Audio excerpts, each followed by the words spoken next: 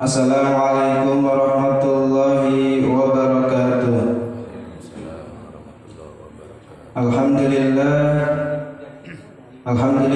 Rabbil alamin. Wa bihi nasta'inu ala umuri dunya waddin. Sayyidina wa maulana Muhammadin wa ala alihi wa sahbihi ajma'in. Subhanaka ilma lana illa ma 'allamtana innaka antal alimul hakim. Asyhadu an la ilaha illallah wa asyhadu anna Muhammadar Rasulullah. Allahumma shalli ala sayyidina Muhammad wa ala alihi sayyidina Muhammad. Hadirin jamaah yang dirahmati Allah Subhanahu wa taala, bersyukur kepada Allah Subhanahu wa taala dengan sama-sama kita mengucapkan Alhamdulillahirabbil alamin. Allah masih menempatkan kita di tempat yang baik bersama orang-orang baik dan didudukan dalam suatu majelis yang sangat baik. Sholawat kepada baginda Rasulullah SAW. Dengan sama-sama kita mengucapkan Allahumma sholli ala sayyidina Muhammad wa ala ali sayyidina Muhammad. Hadirin jamaah yang dirahmati Allah Subhanahu wa taala, mari sejenak kita perpanjang itikaf kita dengan sama-sama kita mendengarkan hadis-hadis baginda Rasulullah SAW, yakni daripada keutamaan sholat berjamaah.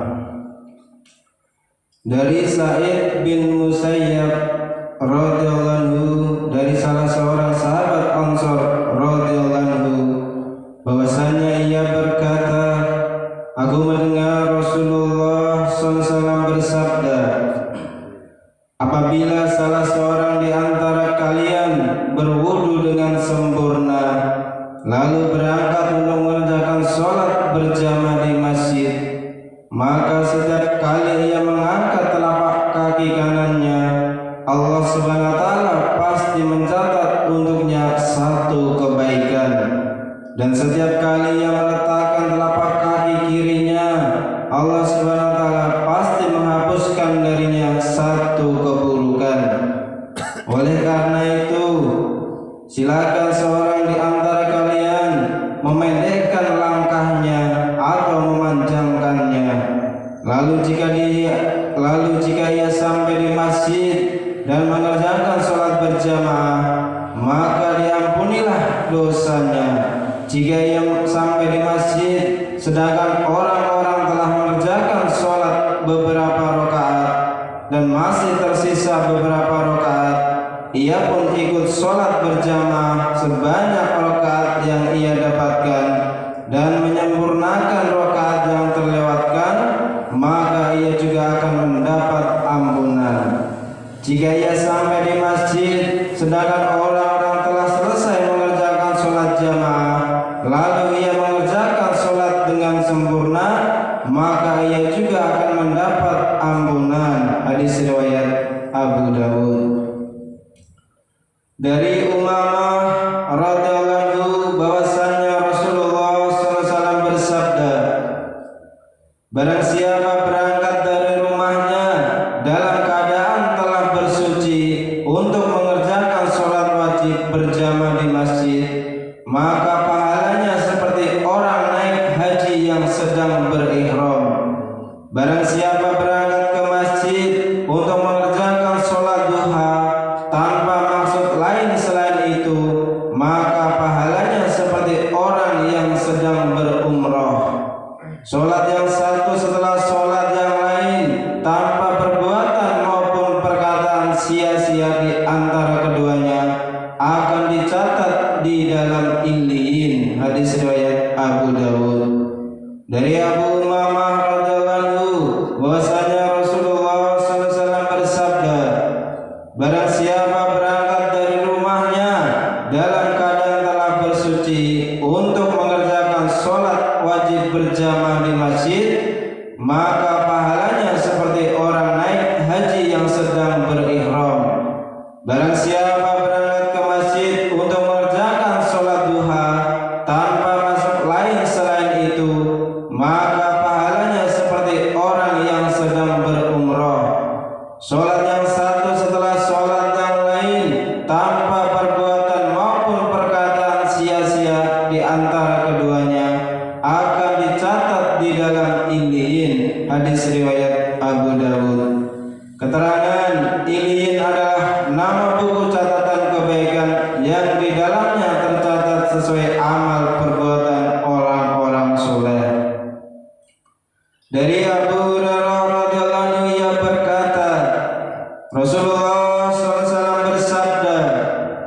Jika salah seorang di antara kalian berwudu dengan baik dan sempurna, lalu berangkat ke masjid dan hanya berniat untuk mengerjakan sholat di dalamnya, maka Allah pasti ridho terhadapnya.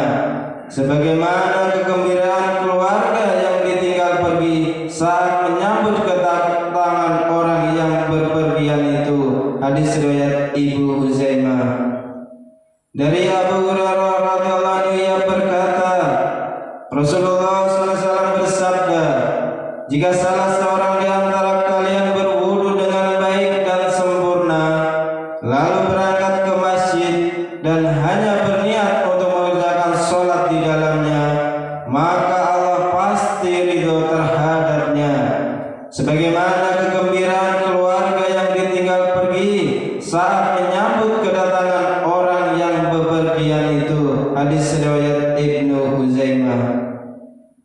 Dari Salman radhiyallahu anhu dari Nabi sallallahu alaihi wasallam beliau bersabda, barang siapa berwudu di rumahnya dengan sempurna lalu berangkat ke masjid, berarti ia adalah tamu bagi Allah dan merupakan kewajiban bagi tuan rumah untuk memuliakan tamunya. Hadis riwayat Tabrani. Dari Salman radhiyallahu anhu dari Nabi sallallahu alaihi wasallam beliau bersabda, barang siapa berwudu di rumahnya dengan sempurna lalu berangkat ke masjid, berarti ia adalah tamu bagi Allah dan merupakan kewajiban bagi tuan rumah untuk memuliakan tamunya. Hadis riwayat Tabrani.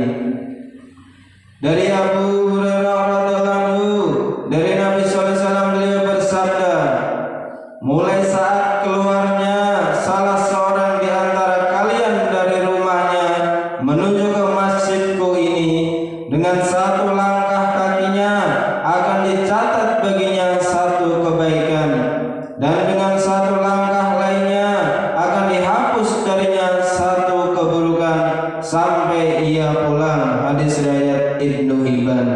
Dari Abu Hurairah radhiyallahu anhu dari Nabi sallallahu alaihi wasallam beliau bersabda, mulai saat keluarnya salah seorang di antara kalian dari rumahnya menuju ke masjidku ini, dengan satu langkah kakinya akan dicatat baginya satu kebaikan, dan dengan satu langkah lainnya akan dihapus darinya satu keburukan sampai ia pulang. Hadis riwayat Ibnu Hibban.